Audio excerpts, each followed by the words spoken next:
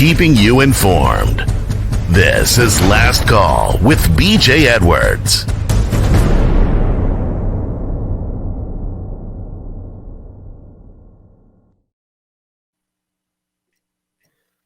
I can't wait to get to our next guest. Kevin, I know a lot of people that know you. Every time I mention their name, oh, yeah, Kevin McGary. All right, man. That's great. Kevin McGary, I have you listed as an author, public speaker, facilitator, teacher, and agitator. I'm sorry, that last part I added there myself. It's been to challenge politics and clergy to live with the highest levels of integrity by taking up uncompromising stances toward righteousness and justice. You know, a lot of churches won't do that because, well, Jesus wasn't involved in politics, and we have a mutual friend who definitely disagrees with that. But here's the deal with politics, Kevin. You're either going to be involved in it or it's going to be involved in you. It's your choice. It's going to be a away game or a home game. This is one of the games that you don't want to play at home. That's right. Every Black Lives Matter. And I brought up Black Life Matters. Life Matter. I'm sorry. I kept practicing that. Couldn't get it right. Every Black Life Matters. Yes. Kevin McGary. We have JC is one of our listeners. He's going to be on today, and we'll probably hear from him about what he's doing in the school systems. There's a lot going on in the school systems with regards to critical race theory. A lot of assumptions are being made. Yes. And a lot of children are being led, and I'll use the term prejudiced with regards to, this is about division. Satan just loves to divide us. Yep. So here's what I want to do this morning. I know a little bit about you. I know a lot of people that know a lot about you, but our audience doesn't know a whole lot about you. So let's start off with, who is Kevin McGary, and what in God's name are you doing promoting what you're promoting, sir? Excellent. That's a perfect point of starting.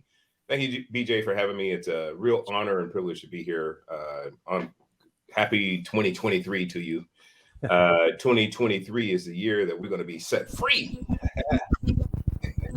Anyway, I want to give you just some perspective on, a little bit of perspective on who I am. So I was born in abject poverty in the 1960s in Hunters Point, the Hunters Point project housing in San Francisco. And so this is a brother from the hood that's come from the poorest of the poor, raised in that sort of inner city environment, did all of the crazy stuff. Mother? Or just mother? Yeah, father and mother stayed. They're still together to this very day, 63 years now. Love it. They've been married, and they're still in San Francisco in the same house I grew up in after we moved out of the projects. But I was a real rabble rouser and did all kinds of crazy stuff. Go team. You're too, brother. And I just so anyway, by God's grace, went to San Jose State.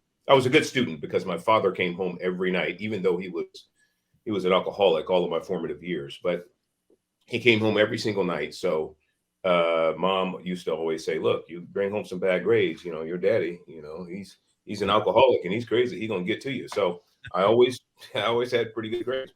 And with that, I went to San Jose State and got a sociology degree. And so I'm understanding everything from abject poverty to inner city living to, Marxism. The Lord, by his grace, allowed me to sort of experience the entire spectrum of that. And then I got out and got involved in information technology. I'm still in technology today. So I've seen, the entire spectrum of life from the bottom of the bottom to the, top, so to speak. Mm-hmm. So, but with that, when I got married, my wife and I decided to take God really at his word. And we started to look at civic engagement. And we realized that from a civic engagement perspective, we were really betraying our faith foundations and betraying the things that we thought that we were that were so dear to us, right? So fundamentally, what that encouraged was a change of how we viewed, politics and everything else. And from that, became the chairman and president of the Frederick Douglass Foundation of California. And so I'm still the president and chairman of the Frederick Foundation of California to this day. And then 2.5 years ago, when we saw what was going on as a result of the witnessing what happened to George Floyd, we had a lot of our urban centers fully destroyed with violence, hatred, vitriol, burning of Black and brown businesses. And then we had churches, pastors encouraging their parishioners to go out and march with them. We thought this is a bridge too far, because we saw that BLM was all about Marxism, anti-nuclear family, anti-father, anti anything that's godless, righteous, moral, or virtuous. And so we said, well, these people, there's a lot of people that really want to express their sentiment of sorrow, grief, but they want they can't necessarily align with a Marxist organization. As these pastors start to do a little bit more homework, they're going to obviously be aware that BLM is completely antithetical. So we wanted to start an alternative, a righteous and faithful alternative to Black Lives Matter. So we started Every Black Life Matters.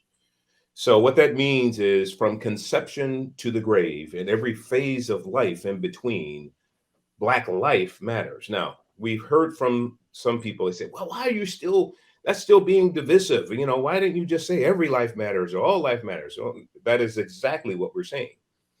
The problem that if we just glossed over what's happening or what has happened to the Black community, then if we said all lives matter, every life matter, the power of that statement would be lost. What I mean by that is, in reality, we are saying all lives matter because we are focusing in on the fact that every Black life matters. So therefore, we should stop targeting Black life in the womb, like Margaret Sanger, founder of Planned Parenthood, said that she would do. She said that, look, we don't want the word to get out, but we want to fully exterminate the Black population. She used the term Negro. And that's her exact quote. And so from that time to this very day, up to 90% of all Planned Parenthoods are within walking distance of the Black community. So Yeah. there is a specific strategic target on Black life. And we're trying to just illuminate that for everyone who believes that all lives matter. God is not a respecter of person. He does create us all equal. And because all lives matter and every life matters, then guess what? We should join together and illuminate the fact that Blacks are being targeted disproportionately. And so we have Blacks being born at this rate and other ethnicities being born at this rate. So that's what we're really focusing in on by saying every Black life matters. Kevin, let me insert something here. I use the term natural. Yep. Natural law. Yeah. And I use that because most of civilization, America especially, have been trained that once they hear the Bible, Jesus Christ, or you start doing a verse to them, they roll their eyes and the conversation's over with. All right. But you talk to them about natural law. In other words, boy, I'm gonna catch you for this. It's almost like you're speaking in tongues. Speaking in a language they can understand, and that's not going to be rejected. So for those that are kind of scratching their heads going, what is he talking about? He's communicating with who he needs to communicate with. Go ahead, sir. I apologize. Yeah, no worries. So that's why we started Every Black Life Matters. Now, when we started that, we realized that we were beginning to see a new administration come in, and this administration was putting the pedal to the metal and throwing gas on the flame for racial disharmony. Okay. Now, we were already disjointed because of what had happened. I guess it really started in the Obama administration. He was really horrendous when it came to racial unity. He tore us apart completely. And then since that time, it's been getting progressively worse. What? Yeah. Come on. Barack Obama? Go figure. How can that be, sir? We had high expectation for that brother to bring us together, and he, oh boy, he really tore us apart. In those entire 8 years, he was constantly agitating races, right? So here's the problem. When the Biden administration got in, they went all in on critical race theory. They wanted it to really pervade every area of society. Mm-hmm. They went all in on creating racial disharmony. They went all in on encouraging organizations and divisions and small groups and communities to be woke, which is fundamentally rooted in racism. I'll get to that in a minute. So we said, look, hey, we're in this space, and we're African Americans. My co-founder is Neil Mauman, and of course he was born in Africa and then immigrated to the United States, so he is a real African American. But he's ethnically Indian, but he's definitely African American. Okay, so we decided to go ahead and start having workshops and trainings for parents in small groups and community groups to help them to understand what's going on. When you say CRT, a lot of people think they have an understanding of it, but they don't understand the roots of it. Excuse me. They don't understand the roots of it, where it came from. They don't understand why it's here. They don't understand to what degree it's being taught to their children. They don't understand whether it is indeed hateful. And so we go through all of that in our workshops, what we call remnant rising workshops that we do in across the United States. So we go into biblical justice versus social justice. We go into critical race theory. We go into liberation theology and Black liberation theology. James Cone and his hateful, divisive, bigoted, demonic theology. And we say all of that up front. I mean, there's no equivocating on that. So we do these types of trainings, and we've been doing that since we've been around for the past 2 years. At the end of the day, what we're trying to do is empower communities to understand the times that we're in, to come up with actual solutions, to begin to work through, how do I begin to talk to my children, my grandchildren, help them understand that this woke business is not, like your virtue signaling about that is not a good thing. It's really destructive. It's divisive. It's hateful. So we help these types of communities and groups and faith groups, especially clergy groups, pastors, to really understand what's going on here. Kevin, we're going to take a break here shortly, and I want to get into a little bit more about what you're doing. But we got into the history of you, but maybe we should get into the history of racism. Yeah, let's do that. You think maybe? Yeah. Excellent. You might know a little bit about that. Yes, love to do it. BJ Edwards along, Mr. Anderson. This is your last call. If you would, Mr. Anderson, please.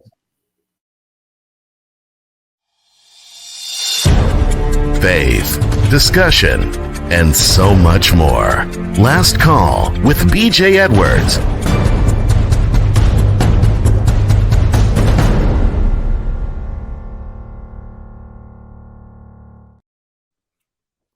We're on with Kevin McGary. Every Black life matters. Every Black life matters. Kevin, I want to get into the history, but I believe that Myra wants to have a word or two with you. Okay. So, Myra. Yes. Go ahead. You're on. Whoop, now you're muted. I didn't either.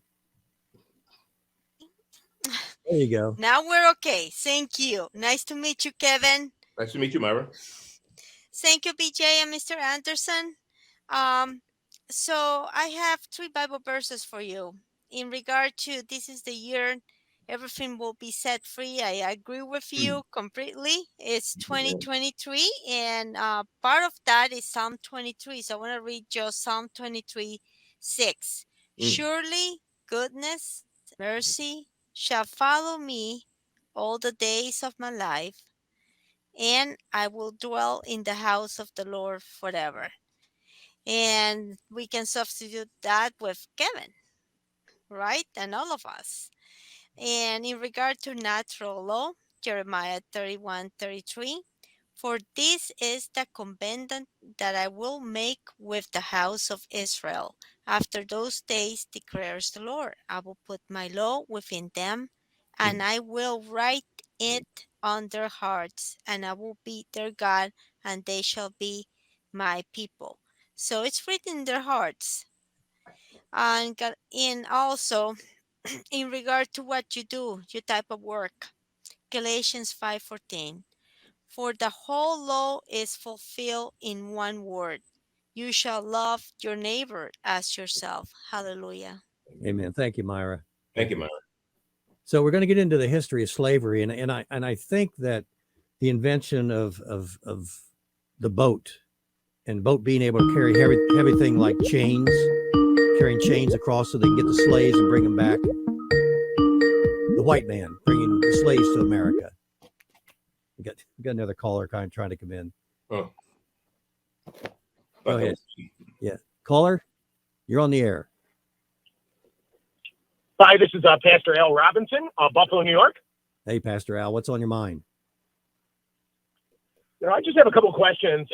It appears that right now, I come from a mixed family. My mom's Sicilian, my father's Nigerian. So both sides of the family are precious as far as I'm concerned, as should be everybody else's impression. But it appears to me that my grandchildren are being taught that they are either victims or they are those that cause or manufacture victims. That's right. I wanted to know your thoughts about that. I wanted to know your thoughts about that divisive rhetoric that they're using to teach our children. Right. Thank you for that. So, what your grandchildren are being taught is critical race theory. Critical race theory was started. It's a Marxist, purely demonic, purely strategy to purely divide all races. There is no redemptive value to it whatsoever. It was started by four or five Marxist professors when they came over, escaping Hitler in the early 1930s, and they set up shop at Columbia University and called it the Frankfurt School. From the Frankfurt School, we have critical legal theory, critical gender theory, critical race theory. We have all of these things that have emanated out of that Marxist foundation. And there's no equivocation about it. It is fundamentally, wholly, completely Marxist. If you know anything about Karl Marx, his number one goal in life, per what he said, my number one goal, he said, I care nothing about the economic philosophies or any of that. My number one goal in life is to dethrone God. This is Marx. So, so this is part of his scheme to create chaos amongst races. And it's all being perpetrated by Marxist revolutionaries. Now, they can call themselves teachers, they can call themselves professors, they can call themselves community organizers, but they are Marxist revolutionaries. And this is what we must fight against, by not physically fight against, but we must combat by way of our own knowledge, understanding what's really going on here. And the way you can help your children and grandchildren, is to help them to escape the public school system that is teaching them this garbage, because it is infecting their soul. And so I hope this is helpful, but please try to figure out some way to either deprogram them every single day or get them out of that system. Is there something on that's something that's... Is there something on one of your sites that he could go to and help him? I tell you what, if you go to our website, everyblm.com, you can request additional information. We do have resources there. I have a number of articles that I've written, been published all over.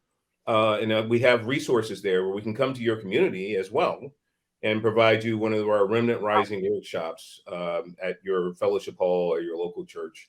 As long as you can bring people there, we gladly come out and we'll help you understand really what's going on and how to begin to combat it. Thank you so much. That really kind of clarifies a few things. It's like you're pitting one grandchild against another grandchild. Yeah. Break that family up. Break that family up. And it seems like it seems like they're talking to the non-nuclear family Yes. to teach the nuclear family how to think. And that's just crazy to me.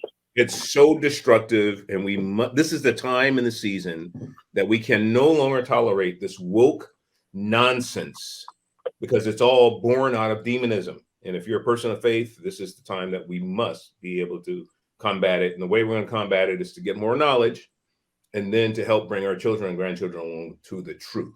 Okay. Thank you, Al. Appreciate it. I really appreciate it. Thank you so much. Thank God bless you guys. God bless. Bye. I do want you to get into that, but Tom wanted in and he has a comment. So it's listeners radio, and I let him come in every now and then. Wonderful. Tom, go ahead, please. Hey, Tom. First of all, I want to thank Kevin for what you're doing. It's an outstanding thing that you're doing, trying to fight this wokeness and this CRT. It is destructive. I'm married to a woman from Kenya. I have 3 mixed kids. Yeah, 2 of them in college and 1 of them just out of college. Yeah.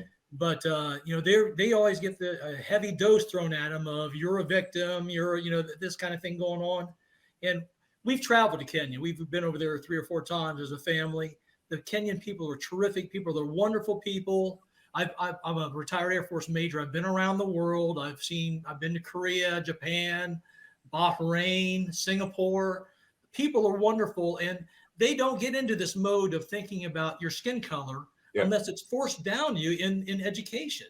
Exactly. And as you were mentioning with the caller, I'm glad you're trying to educate people about this. Another site they can go to also, you probably are already familiar with it, Kevin, is called Courage is a Habit.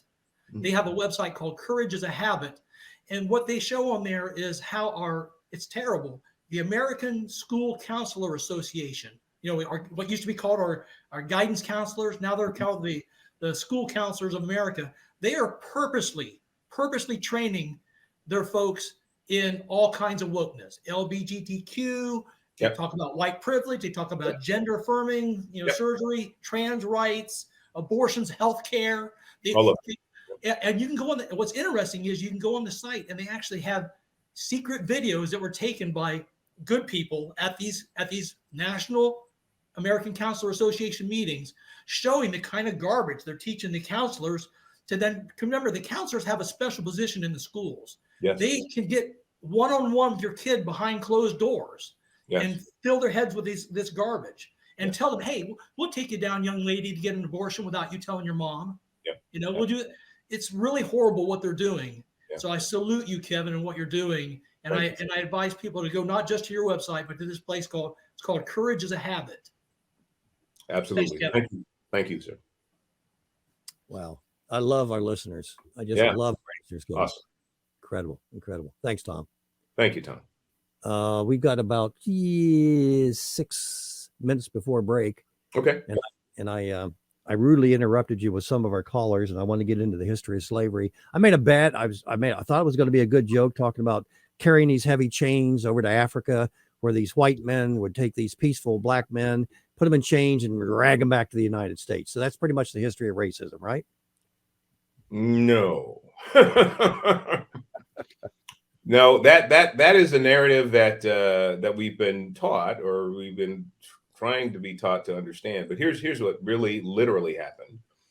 I don't know if any of your listeners saw The Woman King, but it had mixed reviews. But the point that in The Woman King, it really showed what happened. We had European settlers, not really settlers, but European European explorers that would go to the African continent, and they would go and meet with the African kings, the warlords, and negotiate the people that these various tribes have captured from other tribes. And so there was a negotiation, there was a payment. This was Africans selling Africans to the whites. Okay. This was not white colonialism going over and ravaging the jungles in Africa and taking as many people as they can and then selling them. No. They bought them in Africa, came over to the United States, and sold them as an economic incentive, if you will, because basically these white plantation owners were being told, look, they have no history, no lineage. You don't have to worry about it. It's free labor. Just buy these slaves and you can do what you want, right? And so it was really economic opportunism that drove the slave trade. Now, it wasn't every white either. As you know, we actually had a civil war. So that means that we had a civil war over slavery. That means there were a tremendous amount, hundreds, millions of people in the North that really rejected, they were abolitionists mostly, and they rejected the Southern Democrat slave trade or the slave, era. And that was why we had the Civil War. So for anybody to gloss over the fact that the Civil War occurred, that we had good people who were anti-slavery, who literally put their life, their treasures, their legacy, their progeny, so we had fathers, we had grandfathers, we had uncles, we had sons, we had all of those people from the North who were fighting the slave owners in the South, and to set people like me free. So how is it then that every white person is complicit with slavery? This makes no sense whatsoever. Intelligent people who think through the scenario would have to come to a conclusion like, wait a minute, how is it that all whites are guilty for slavery? If you were raised in the North, most likely it was your family that put everything on the line. So how is it now that you're still being judged and held in contempt because of something that really Southern Democrats did? Makes no sense. So anyway, these are the types of things that we help people to think through, because really critical race theory is painting a global picture for all whites as being wholly complicit with slavery. The critical race theory paints a picture that all whites are privileged and have all of the resources, or the lion's share, the gross majority of resources in the United States. The reality is that we have more whites by number in poverty than blacks. It exceeds black poverty by somewhere of 10 million more whites are in poverty than blacks are. So how is it then that all whites are privileged? Excuse me? You go to parts of Appalachia, they're still using outhouses. They're walking a quarter of a mile to get to a community outhouse. So, and that's today. So you're saying that, excuse me? We need to be thinking. We need to not allow these grotesque narratives to trap us into feeling guilt and shame and condemnation. We need to have enough fortitude and enough knowledge to stand up to those, including our school boards, including our professors, including all of those antagonists, and say, look, stop it. You're talking garbage. You're talking nonsense. And we need to challenge them with these facts. Here's just a little tidbit for you. I've read both Ibram X. Kendi's, which is How to Be an Anti-Racist, and Robin DiAngelo's White Fragility book. Both books, I read it. Both books talk about systemic racism and the horrors of, but neither book talks about the faction of people that literally enslaved people in the 1800s. Now, why is that? You talk about systemic racism, you talk about slavery, you talk about CRT is just about bringing historical truth, then why don't you ever mention the specific faction of people that literally enslaved people and racially treated people horribly? And it could some of their policies and schemes continue to this very day. It's because that faction of people were the Democrat Party. So anyway, and that's an inconvenient truth for a lot of people. Anyway, I don't want to bore you, but are you still there? Yeah. Oh, all right. Are we coming up on the break? I know you wanted to talk about my book too, Woke Up, and so we're going to get into that as well. Yep. And I think we may have another caller that might want to talk with you, but I do want to get into, let's take a break, and I want to talk about religion. Yeah.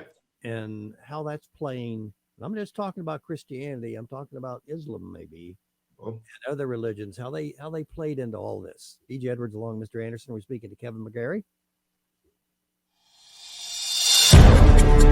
Last Call with B.J. Edwards. Real talk about real life.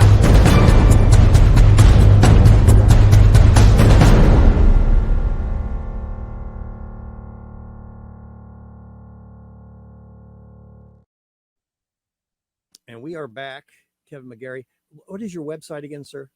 It's everyblm.com. Everyblm.com. Everyblm.com. Okay, I want to get that up on the screen so folks can get in contact with you.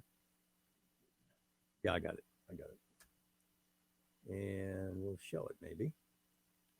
If I get this technical thing down. I'm technological caveman. Okay, there we go. Every BLM matters. Everyblm.com. And you had mentioned a book, and we'll see if Jeff wants to chime in here. But you'd mentioned a book, and I think the book relates to the question I asked you earlier, is like the history of slavery. It does, yeah. And talk to us a Want me little to bit. continue about that? Want me to continue into that? Yes, Okay. please. So what exacerbated slavery in the 1800s was we literally had someone who was well heralded, world renowned, and a scientist that proclaimed white supremacy and racism as legitimate. Now, some people would say, well, we already had slavery. So obviously there were white supremacists and they were racist at that. No, not necessarily. In ancient times, we had tribalism and ethnic strife and all of those things that would normally occur because people were different, right? So, and that continued up until, the 1800s when we had this particular individual who came out and he says, look, I've done the research. As a matter of fact, my evolutionary theories confirm that whites are far superior than every other ethnicity. Whites have the more intellectual capacity. Whites have when I say whites, I mean Caucasian, European, Aryan, whatever you want to put in there. But whites have all of this superior intellect and resourcefulness compared to every other ethnicity. And oh, by the way, blacks. You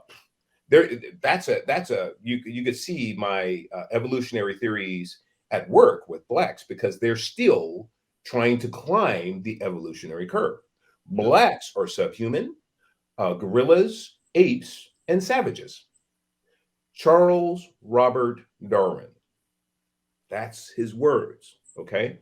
So, and this book, Woke Up, gives you everything, private letters, notes, footnotes, everything's footnoted so you can do your own research. But it fully encapsulates white supremacy and racism and where in our modern day context it comes from. It literally started with Charles Robert Darwin. Now, were people mistreated prior to Darwin making these proclamations? Absolutely. We had slavery. Yeah, absolutely. But they didn't understand supremacy in our modern day context until Darwin gave it ontological, anthropological distinction.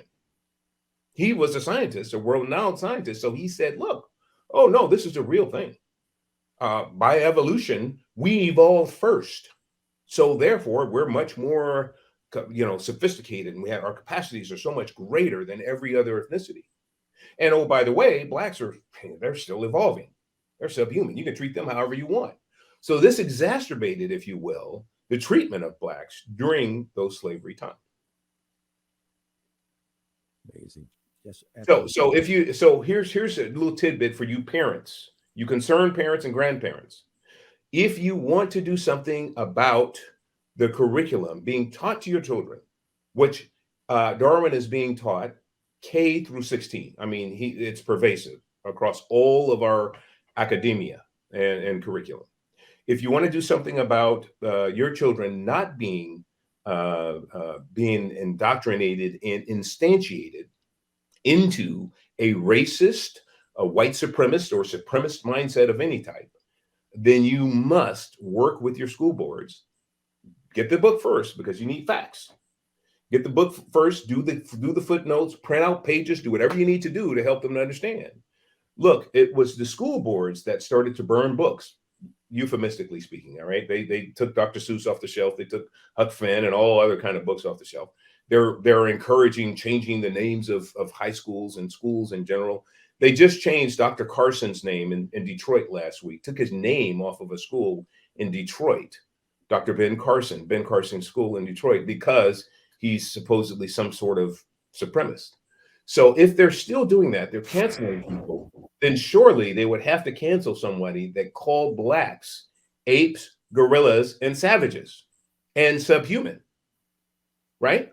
So by their standards. So what we need to do is be smart and go to our school board meetings and say, look, I understand if I came in here and told you that every ethnic represented here was gorillas or savages, you would throw me out, and I would deserve to be thrown out. But with that in mind, then school board, how is it that you're allowing our children to be taught such horrible things? And then, of course, they will balk at that, and then you give them the specifics, and then you say, "Look, we as parents, we're going to give you 30 days to tell us how are you going to take Durin, all of Durin, out of our curriculum." Yeah. It wouldn't have a curriculum. Jeff does a lot of school board. Jeff, did you want to pipe in here this morning?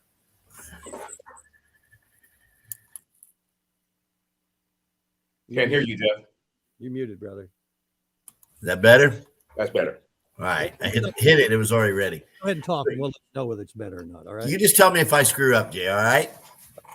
But I just got in here just 10 minutes ago, just getting to listen to some of what you got me. And it's interesting. And I will get right down your website.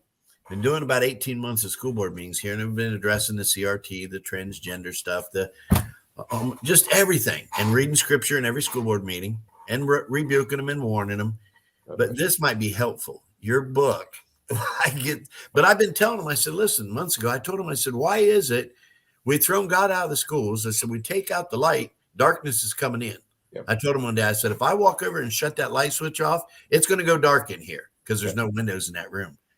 And I said, now we have taught these kids that evolution is real and they come from monkeys, and we wonder why they act like monkeys. I'm like, hello. Oh, they just shake their heads at me. But that's been my approach, you know what I mean? But I need some good information. So I will get to your website and order one of them books and dig into that. That's good. Actually, Jeff, you can order the book directly off Amazon. That'd be the fastest way. Go to Amazon, type in Woked Up, type in my last name, McGary. But when you type in Woked Up, it should come up. Now, that's WOKED. And then order the book. You get it in about 2 days, and it is all 5-star. Great. Well, and here's something I've been doing, and we got to get better at this. Me and JR and my pastor and a couple other guys, we've got to get better. Every time I'm over here at Speedway or here at my car lot, and I run across black guys at different times of the day, UPS, FedEx, they're coming in, they're drivers now, they're jumping out. And I'm like, hey, brother, I said, how's it going? They look at me like, because I'm greeting them. I said, listen, do me a favor. Hear me out for a second. I said, I want to tell you something. You and I are no different. We're both created in the image of God. I said, it's all about Jesus. I said, there is no racism. I said, you start sharing that with all your buddies. I said, I'm sharing it. And they always say, thank you. And they smile. You know what I mean? And they agree. Yep. They're just dividing us. Yeah, exactly. Thank you, Jeff. Well, I'll keep listening. Thank you, brother. Like I said, we got doers that listen to this program, brother. And that's the key. That's the key. And it's not easy, but it's an incredible learning experience. Once you step into the ring, it's like sitting in the stands watching a ball game, and you're going, well, I could have done that better, or I would have done this, or I would have done that. Then you get out on the field, you get turned around a couple of times. You go, well, maybe that's not quite what I was thinking to begin with. Yes. And I love the folks here in the game because they can share an awful lot. Go ahead. We're talking about your book. We're talking about this. So fundamentally what happens is I started writing it because all of the wokesters are always pointing fingers, right? They're pointing fingers at everyone who are dissenters, like, so it'd be, GOPers, conservatives, or, people that just don't buy into the woke business, woke nonsense. They point to us as being white supremacist, privileged, racist, all of these pejoratives, right? And so I started to really look at that. I said, well, what is wokeness really all about? And I started to, everybody knows that wokeism is rooted in Marxism. So I started with Karl Marx, started doing some research there, and I felt that still small voice say, no, son. Marx had a mentor, and you start with him. And then when I took a look at Marx and Engels, all the early works were dedicated to Charles Darwin. I said, oh, so that's the taproot. That is the root. So I went to Darwin, and his first book, if you recall, it's on natural selection, but the subtitle is For the Preservation of Most Favored Races. And I thought, wow. So he really started to distinguish races in his first writing on natural selection. In his second book, The Descent of Man, is when he goes into a lot more detail. and characterizes whites as being fully evolved and superior, and then blacks as being, subhuman. So that's where that comes from. But the point is that Marx and Engels then took all of Darwin's work. They said his work was life-changing for them, and they've fully inculcated his work, his life's work, into their economic theories. If you read a lot about Marx, you understand that he was a horrible sexist, horrible racist. So he was not only virulently anti-God, but he was just an extreme racist, an extreme sexist and misogynist. And yet we have these wokesters who purport to be, I'm against the white supremacy, and I'm against, toxic masculinity, and I'm a Marxist. And it's like, you don't even know what you're an idiot. I mean, you're a Marxist? You proudly say I'm a Marxist? Do you know anything about this guy? So it's that kind of a thing. But this will illuminate that whole Marx, starting with Darwin, then Marx, and then Saul Alinsky, the entire circle of antagonists that have brought us to this current time, that are feeding the Marxist revolutionaries that are, wokesters. You'll understand what happened and why, and then you'll have the capacity to do some intervention on your friends, family, communities, and really begin to help bring people out of that. We've got Silver, I think, might want to come in here for a moment. Okay. In there. Silver, go ahead, sir. All right. Can you hear me okay? Yeah. A little bit of an echo. There we go. Let's try that one. Okay. Yeah. All right. Wow. Great show. I'm 70 years old. And when I was my first girlfriend was a black gal. Okay. I was raised in Houston. And after we had just basically about going out, I mean, that was the thing that you did back then. Yeah. Wasn't crazy like it is today.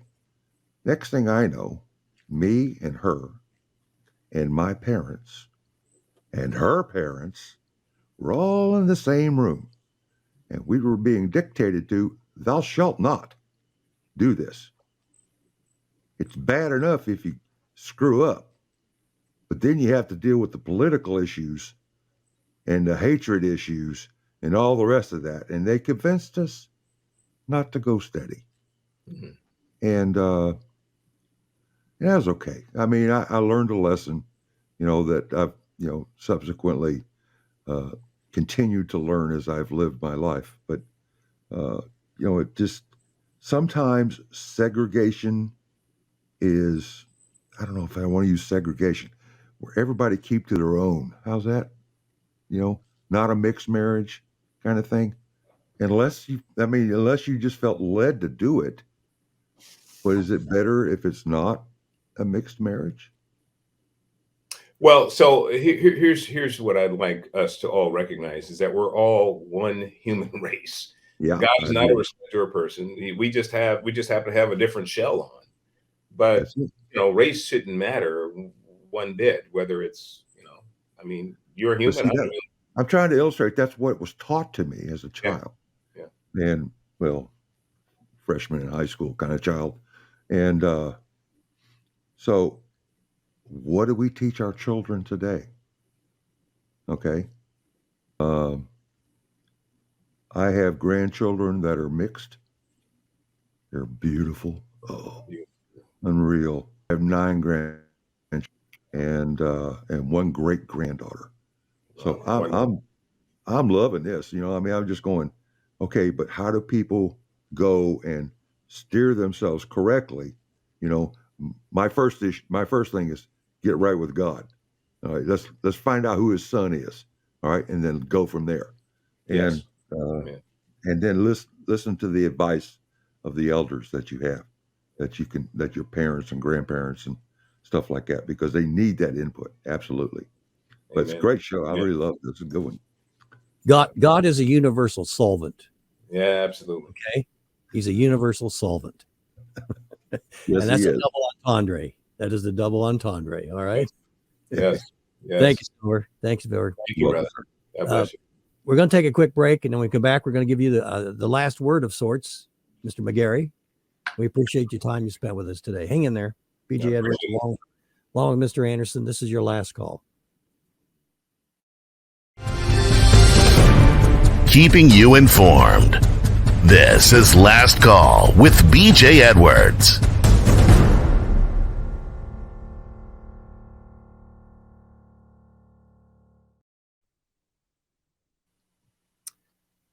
And we are back with Mr. Kevin McGary. We've really enjoyed you've really opened up some eyes this morning. I can and you stimulated our audience, I can tell you that. Which is good stuff. That's the goal, brother. That's the goal. I know. I don't even know where to begin or where to end, if you will, because like I said, you've given us a lot of information. What would you like to leave with our audience? If you could have one, you wave your magic wand, what would you have our audience think, do, or say? Number one, go to our website and partner with us. I mean, BLM has over $100 million of some estimates, billions of dollars that they've gotten pledged over the, over the last few years.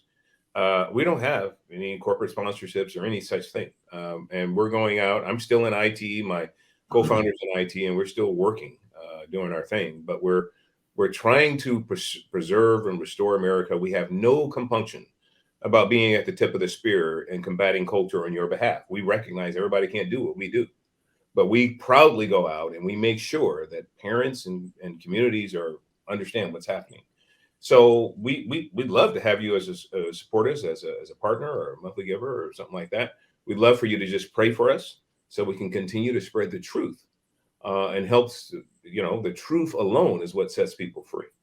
And so we're going out and we're doing this. And so go to our website, everyblm.com, number one. Number two, get the book. I mean, everybody should get this book, not because I wrote it. Actually, I didn't write it. It's Holy Spirit that wrote it, but that's a whole nother conversation. I've written 5 books now, and they all come the same way. It's just a download. And so this is written in that way as well.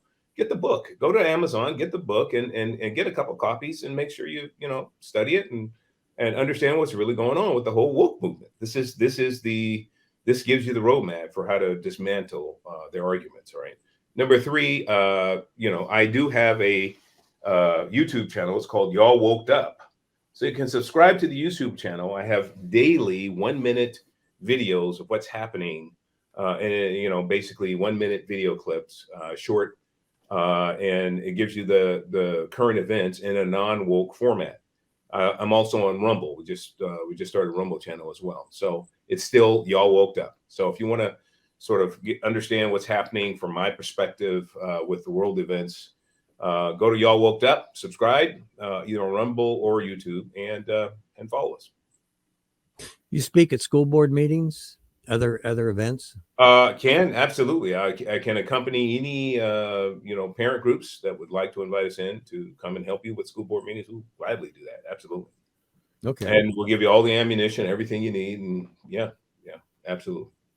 Yeah, this is. I can remember I addressed our school board meeting when they were heavy, and you have a diversity manager hired in the school, Right. and once you hire a diversity manager, then you have to justify your existence, right? I mean, if you're going to pay me $70,000-$80,000 a year to prove that you need a diversity manager, I'm going to prove that you need a diversity manager. Okay. That's right. I don't care where you live. I'm going to prove it, and I'm going to earn my money. That's right. And so you're fighting that. You're fighting, schools are run by unions, and unions, there's people that apply pressure to the unions, the union leaders, there's organizations. And what we're seeing is a tail end, the exhaust of what's approaching the union. This isn't teachers. This isn't your school board. This is the unions that are driving this, folks. That's Your unions, and know that's what you're facing. When I ran for school board one time, ran as a Christian, so I finished in last place, right? So, and one of the things that I was asked to do is to interview with the union to see if I could get their approval. Okay. Wow. I refused. Yeah. I refused because I knew what that meant. And every school board member that got elected Every one of them was sponsored by the union. There you go. Yep. Yeah, and all the unions, the school unions, teachers unions, they're all Marxists. And again, this book helps you understand Marxism is by definition racist and white supremacist. Marxism is. So, but you need to understand all the talking points behind it, the history behind it, and all the facts. So get the facts. Yeah. And the other thing is, keep this as local as possible. Mm-hmm. At your local school boards, at your local city councils, because that's where you can exert the most pressure. They're getting pressure on a national basis from that union. Know that. They're getting pressure from that. And if you were to talk to a union steward, they would tell you, and I did, that their job isn't to educate. Their job is to make sure that the working conditions for the teachers are good and the salary is good. Right. Okay. That's what they see as their job. Yep. They don't care about how the outcome of it's going to be, whether, they're educated or whether they're indoctrinated. And by the way, when you send your kids to government run schools, these are indoctrination centers. I'm sitting right next to an ex-teacher. I have to be real careful here. Mr. Anderson is an ex-teacher. So I don't tell that to everybody. Or did I just tell that to everybody? Go ahead. These days, it's absolutely true. They're brainwashing camps and propagandist camps. And, when you send your child to a public school, it really is indoctrination. Yep. That's all it is. It's not teaching. So. Now, Jeff, who we spoke with earlier, is a good hour and a half away from me in terms of where the school system is. Yeah. But that doesn't mean I can't go over there and be a person in that school board meeting. That's right. That doesn't mean he can't come over to our school board meeting and be a person, because size matters. I'm sorry, size matters. The school boards look at that. I mean, if you get up and speak and nobody claps and there's nobody behind you, then probably not going to have much of an effect. This is terrible, because the truth has no standing unless there's people behind it. That's right. So understand the environment that you're going into. Absolutely. Kevin, I really appreciate what you're doing. Any last words that you'd like to leave with us, brother? Hey, listen, let's be excited about what is going to happen in 2023. This is the year of breakthroughs. This is the year that we'll be set free from so many things. So let's pray into that. Let's live with expectation and not demoralized. We have an abusive situation that we're in right now with government and entities around government. But the Lord's, he's our shepherd and he's going to help us out of this. So let's live with an expectation in this year and not live in failure and defeat this year. This is a year of being set free. Yep. And here's what I've learned, Kevin, that when we show up and we're in God's will, we win. But it's a combination of two things. Amen. He's not going to wave the magic wand and do it for us. We've got to do it for ourselves and know what his will is. That means you're going to have to do what Myra does, and that's read the Bible an awful lot, but also pay attention to that environment around you, the natural laws, because the Bible confirms natural laws, spiritual and physical. Absolutely. So we have to do that. Yes. And please show up at those meetings. Kevin, thank you very much, brother. God bless you. Thanks for BJ. God bless you, man. I really appreciate it, and looking forward to staying connected, brother. Right. We'll send you the link. Use it at will. Okay. Okay. All right.